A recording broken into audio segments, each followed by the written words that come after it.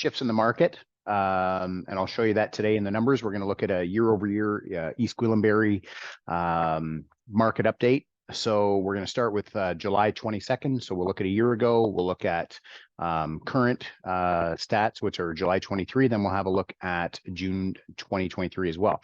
So if we start at the top, number of sales a year ago in East Gwillimbury. So East Gwillimbury, this is going to be across all home types. So condos and semis and towns, link homes, everything.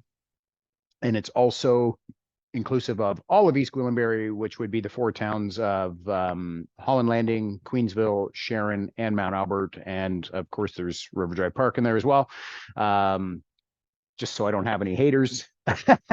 So number of sales a year ago was 26 across all home types. June 23, we had 59 sales.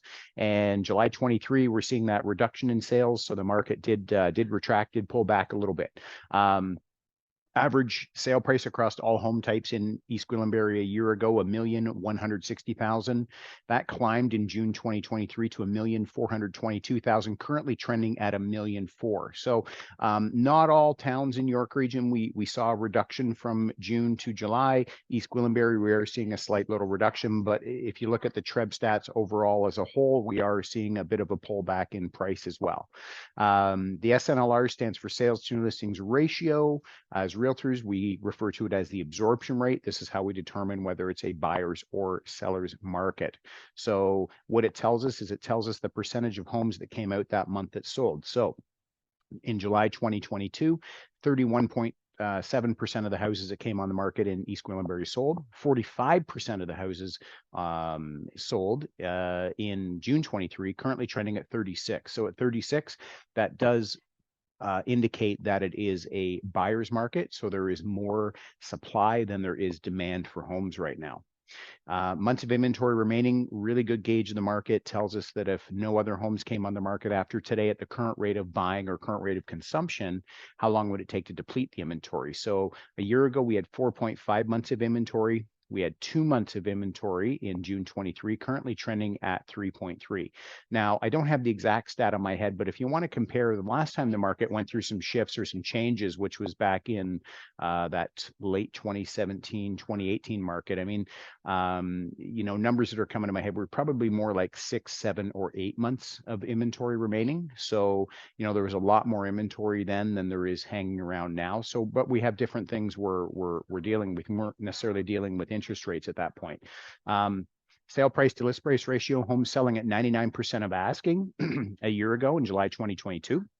June 2023, 105% of asking, so homes selling over asking. And as you know, if you've been following the market a little bit, you definitely can see that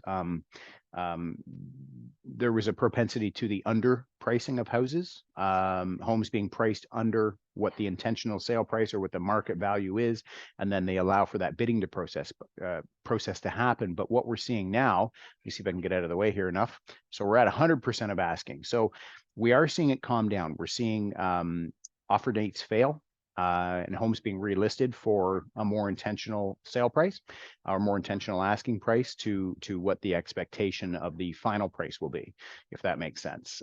Days on market to get a home sold, 23 a year ago, 13 in June, currently trending again at 22. Now, again, I think the numbers of the 22 would be a little bit more accurate. The 13 the month before in June, little bit the skew with this number is that it only reflects the time it took to sell the house under the current listing. So if a home had been listed many times, 3, 4, 5 times in some cases, it's only going to show that listing under which the home got sold. So at 22 days, that to me is a little bit more accurate of what I'm seeing out there in the market. And I do think as we head into the fall, you're going to see that the pricing get a little bit less crazy, right? You're going to see homes come out more intentional, less offer dates, going to be slower moving transactions.